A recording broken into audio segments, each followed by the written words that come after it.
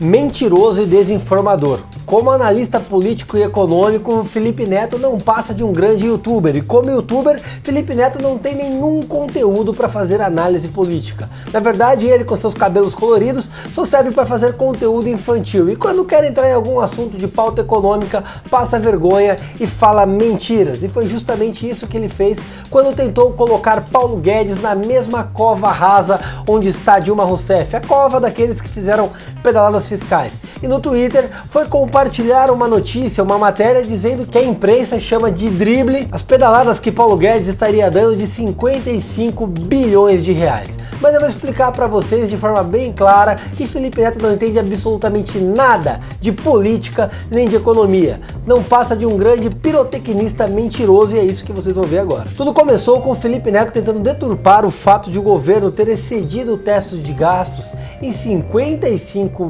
bilhões de reais, segundo uma matéria que foi publicada.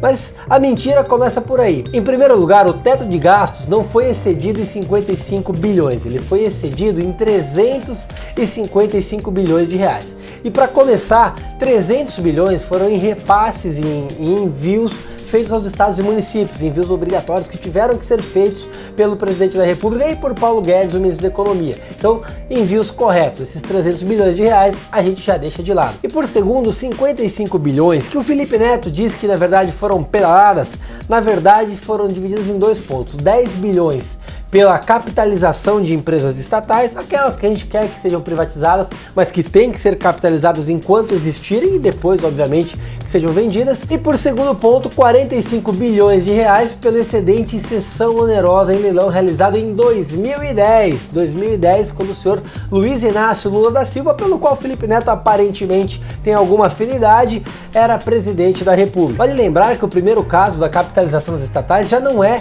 extrapolar o teto desde sempre. É considerado isso o valor dentro da normalidade, portanto não dá para dizer que foi extrapolação do teto. E o segundo demandou justamente a legislação que permite que seja feito isso justamente por conta do leilão da cessão onerosa, ou seja, um pagamento que era obrigatório de ser feito e não entra no excesso do teto de gastos como quer fazer o grande youtuber pensante. Já no caso da Dilma Rousseff, houve o atraso no repasse obrigatório para bancos públicos, proibido pela Lei de Responsabilidade Fiscal, para inflar os resultados primários do orçamento, ou seja, Dilma Rousseff criou um ambiente sintético, um ambiente fabricado por meio de pedaladas para criar um ambiente econômico que não existia no país, algo muito diferente do que o Paulo Guedes fez agora de forma muito correta e transparente. Pedalada fiscal, na verdade, é uma operação de crédito ilegal, é utilizado um acúmulo de crédito por meio de operações fraudulentas para criar ali um cenário diferente no setor primário. Aqui no caso do Paulo Guedes, injetar dinheiro em estatais não tem pedalada nenhuma. Felipe Neto mentiu descaradamente.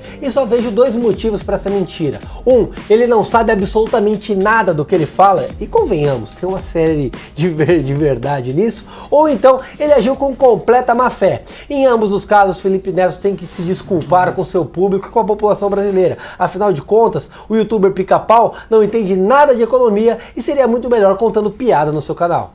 Fala pessoal, tudo bem? Eu sou Kim Kataguiri, coordenador do Movimento Brasil Livre. Eu sou o Arthur do canal Mamãe Falei. Meu nome é Fernando Holliday e eu fui uma das pessoas que ajudou a organizar as grandes manifestações pelo impeachment da então presidente Dilma Rousseff. E já está disponível o filme Não Vai Ter Golpe, o nascimento de um Brasil livre, um filme de suspense, de ação, de aventura e de história, a história do impeachment e da fundação do Movimento Brasil Livre.